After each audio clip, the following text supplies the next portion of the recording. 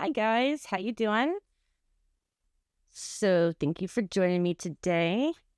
So we are taping up the project, doing some gouache today. Not the Hemi gouache. This is the high end I can't think today already. The little tubes of Holbein gouache. That's it. Holbein, yes. Which I really like to use it, but I'm torn whether so I made, you can see on the right hand side, I made that palette of, I think it's like a 12 tube set, I think is what I started out with. And I'm torn because I really like it straight out of the tube, using it better. So I'm kind of getting used to, so I kind of do both. Like I'll use, since I made that, I use that, but sometimes I'll squeeze out more because it's just nice and creamy. So here's just a little kind of a picture of what, it's not exactly like that, but it's kind of the cactus that was the inspiration for what I'm drawing below, which I hope you can see. I know it's a little bit faint, but I kind of wanted to just include the drawing process. I don't always include that in all the videos, but I think some people find it interesting. So I really like cactuses and succulents and stuff. Actually, one of these days I should include some of the pictures of my own succulent and cactus collection, because I have quite a big one. I love succulents and cactus and stuff like that. This one, it was funny. I think my brother walked in and was looking at the cactus as I was painting it, and thought it was like a Mickey Mouse cactus because it's got the 2 ears of the cactus on each side. So I had to make sure that they were not shaped like Mickey Mouse at all, because that's not what it was meant to be. But I guess I used such brighter colors too with it. I think that helped it to look more Mickey-ish. So you can see, using it from the palette like this, it's harder to get, like, it's easier to use it more like a watercolor, and it's harder to get that creamy, more opaque, creamy consistency when it's already dried like that. It's tricky. And so I'm still getting used to it. I find that because of the consistency it is, sometimes you kind of have to go over it and go over it again. In fact, I'm still kind of getting used to playing with gouache. I really, really enjoy using it.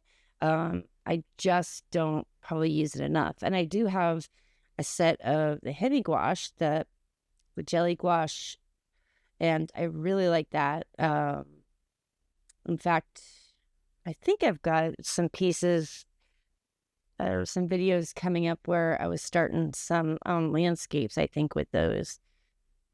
It's just, the one I have is like, I think it's like 42 colors or something. So it's just really big. That's the only thing that's hard to work with that. But I like having all the colors at the same time. So this one I was, back to the picture, I was trying to kind of make it a little bit darker of a blue at the bottom, and then it kind of go back up to a little bit lighter of a blue. But again, it's tricky when the consistency is kind of what it is. So there's a blend there, like, going up to a little bit lighter blue, like sky blue type thing. But it's not like huge noticeable difference.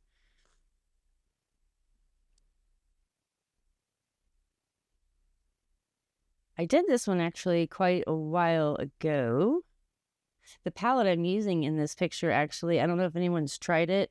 I really like this palette. It's got that clear, where the blue paint is on the right-hand side.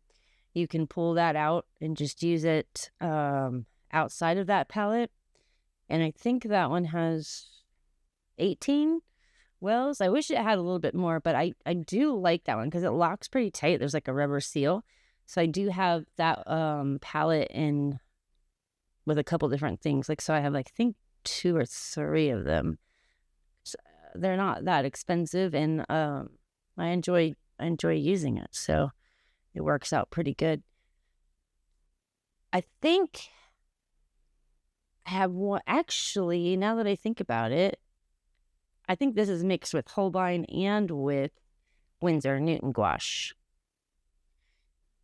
Now that I think about it, I think because I have two different ones. No, this is Holbein. This is Holbein. I think I have another one though that has the Winsor Newton, which I need to break out because I like the Winsor Newton gouache as well. So you can see it's a little bit more blue in that side down there. So just kind of going back up to make sure I've got the lines and kind of blending it out. Probably should have a tad bit bigger of a brush now that everything's lined in to try to blend it out a little bit.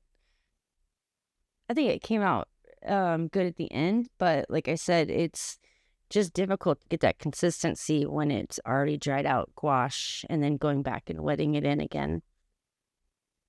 In this one, I'm mainly using the snap brush. I don't know if anybody's tried that. Those are really nice. You can use them, for watercolor, for gouache, for acrylic gouache, acrylic, anything like that. But the snap brushes, hence their name, the snap, they really do have a good snap to them. So it isn't like if you've used the black, the watercolor brushes that I use, the black velvet. At first, I was not sure if I was going to like those because it's very limp. It does not snap a lot, so it takes some getting used to. But I think when I'm using gouache, I really like it to have more of a snap. So I tend only to use the black velvets with watercolor and to use more of these type of brushes when I'm using the gouache because I like to have it be firmer and kind of snap back a little bit. I just feel like I have more control.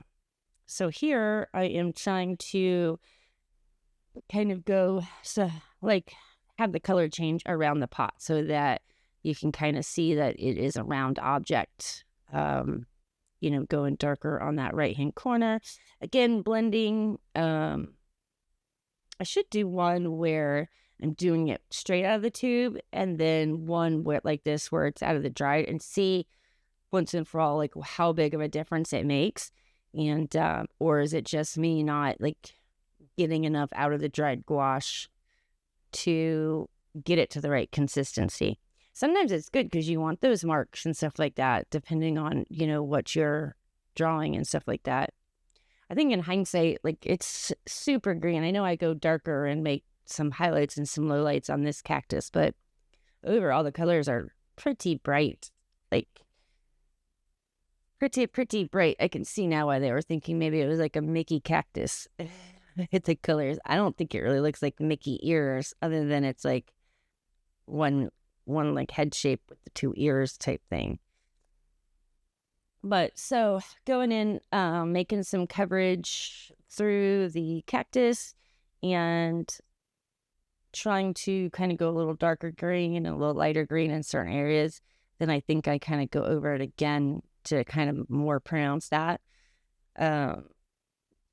But really just trying to get the coverage. I really do like gouache. I like the matte aspect of it. I like that it is very easy to blend. It has a lot of really positive aspects, and especially if you're going to use it for any reproduction work. In fact, I think that's how it came about. What people used it for a long time ago is for, where they were going to use it in print work and stuff like that, because you can put it in the scanner and you're not seeing reflections and that kind of stuff. So I think that's what it was mainly used for a long time ago. I think it doesn't have the reflections and stuff, and that's really nice, but blendability is good and stuff, but it does show brush strokes and stuff like that. So, you want to use that to your advantage, and then blend it out when you don't.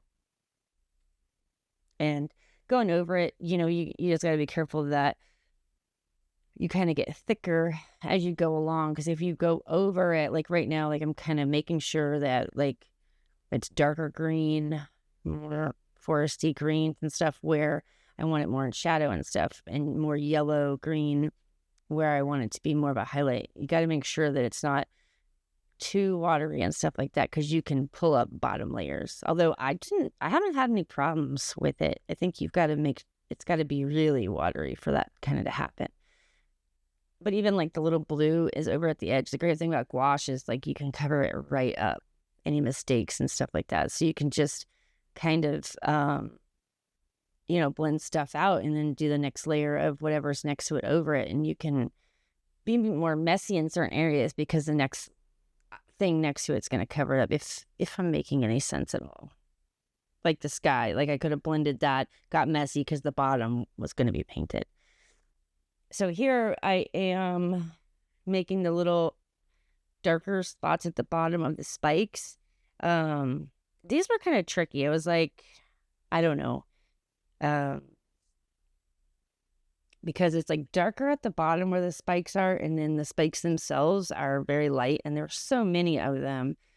Obviously this isn't like super realistic. It's kind of like semi-realistic. But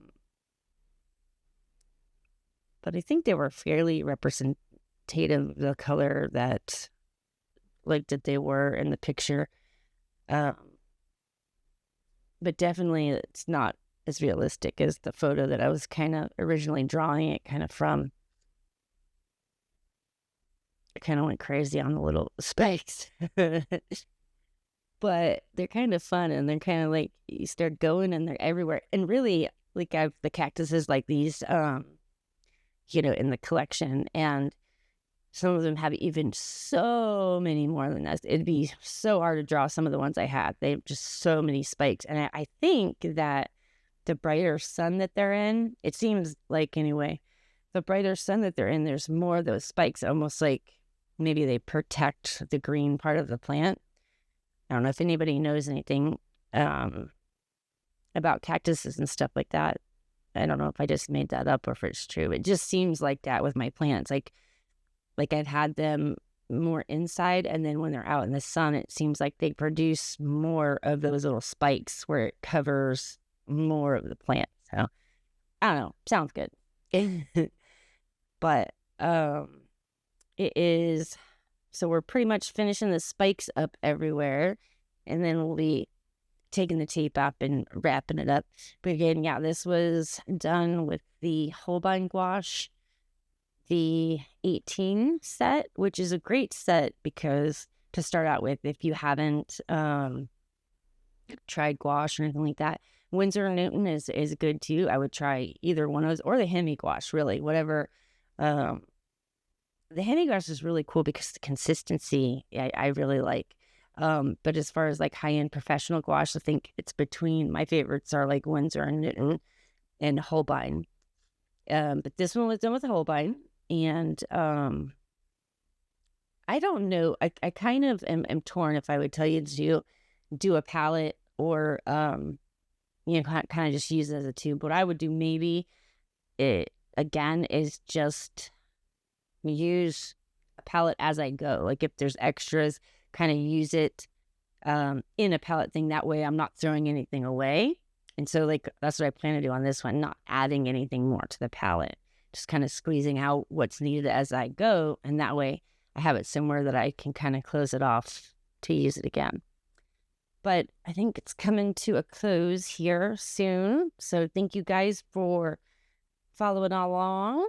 Here we're taking off the tape. Gotta love a good tape peel. I don't know if you guys do this, but using the heat gun makes it come right off. So you should try it if you have not before. But thank you for following along, and hopefully I will see you on the next video.